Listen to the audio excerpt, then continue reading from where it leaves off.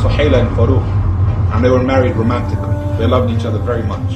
It was in the time of I think Abdulaziz's caliphate, the 5th righteous caliph, when there were no more poor Muslims. Everyone was wealthy.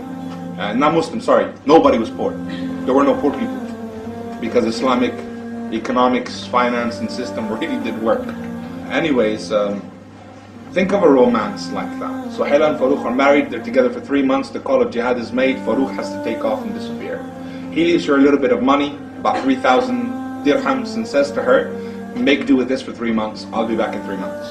There's a treasure chest of 30,000 dinars, which is equivalent to 2 million pounds in his house, and he says to her, don't touch that, it's amana. I'll be back in 3 months. Because that's what they did, the soldiers would go and come back. 3 months went on, 6 months went on, 9 months went on. In that time she found bearing with a child. A year went on, she gave birth to a boy. No sign of Farooq. Year and a half went on. 2 years went by, 2.5 years went by. Some man came back from battle and said, I saw Farooq fall. Now she knows he is dead.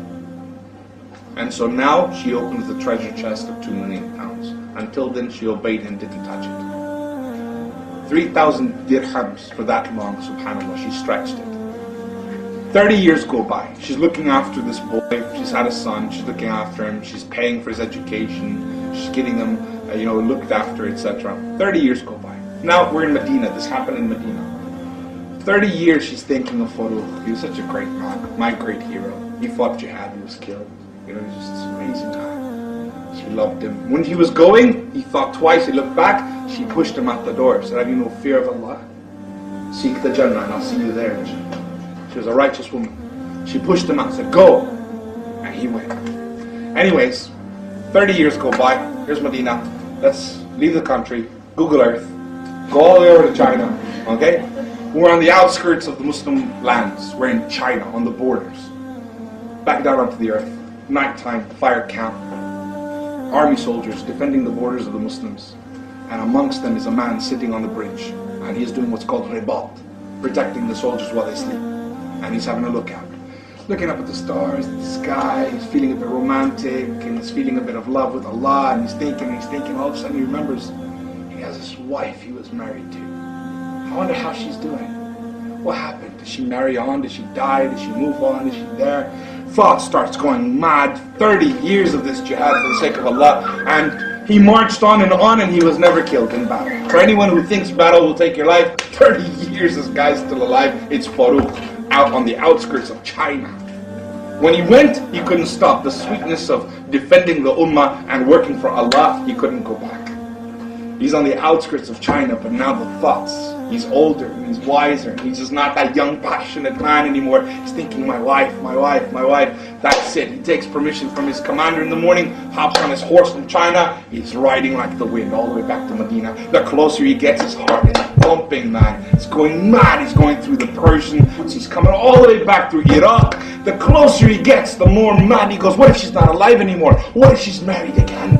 All these things are driving him insane. He gets to the city of Medina. Before going mad in love, running back to his wife, he remembers the sunnah of the Prophet ﷺ. He's a righteous man.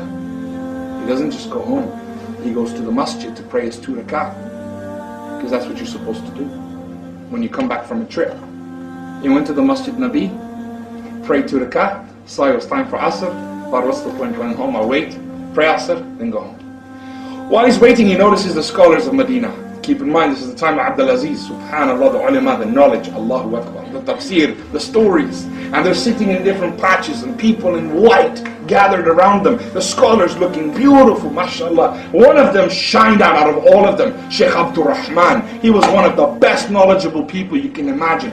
Sheikh Abdul Rahman is the most eloquent of speakers. He's amazed by him. Adhan, Asr Salah is finished now, right, going home. He's rushing home. As soon as he gets to his house, when he gets to his house, he notices another man going in, and he's thinking, what's happened?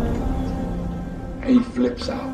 He's an Arab, he's got ghirah, he's got jealousy. He said, hey! He goes to the man, he grabs him. This is my house, that's my house. They get into a fight. The city comes in, people gather around, they're like, hey, leave him alone, it's his house. And he's like, I am Farooq, this is my house. Inside the house is an old woman, and she's sitting there, and she hears the sounds. Could it be? No. She covers up, she runs out, and she sees him. She shouts, "This is my husband Faruq, leave him alone. He's been away in jihad for 30 years, only now has he returned." People began to weep. Faruq and Suhayla embrace in love. And they're together and they're telling stories. They run inside. Now they're laughing, they're joking, they're crying. Everything's coming out. "Oh Faruq, I'm so much older than when you left. I was young and beautiful. I don't look like that anymore." And he says to me, "Suhayla, you are the most beautiful woman in the world." Because he loves her piety. And he's madly in love with her still. And he's there embracing her and they're weeping together. Finally, Faruq starts to get to his senses and he goes, "Oh Suhayla, there was a treasure chest I left with 2 million pounds in it. 30,000 dinars. What happened?" Suhayla said, "Faruq, let me ask you a question. Did you go to the masjid?" She knows he did. She's wise. They're pious. They're religious. It's the sunnah. "Did you go to the masjid?" "You did." "Yes, I did." "Did you see anything?" "Amazing scholars. This time has changed. The knowledge of the deen, the way it's being spread. Did you see anyone in particular?" One really stood out. "What would you give to be that man?" "I would give anything to be that knowledgeable." "Would you give 30,000 dinars for it?" "Yes, I would." "My eyes closed, I would pay 2 million pounds. What if that was your son?" And he said, "Even more." And he said, "That's your son, Abdurrahman." His son was the best scholar of Medina because it was halal money and she spent it all. Instead of shopping online, she was raising her son in the best Islamic education. 2 million pounds she spent in that time. That much money on his education. And today, what do we spend on Islam?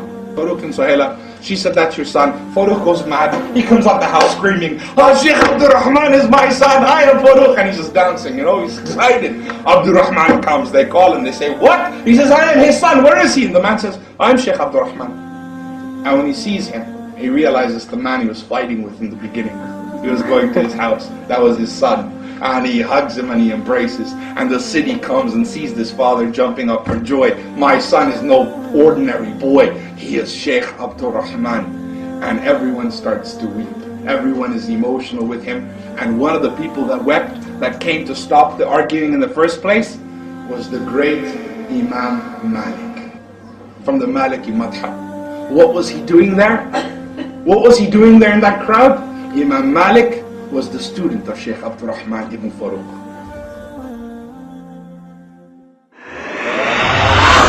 ومن آياته أن خلق لكم من أنفسكم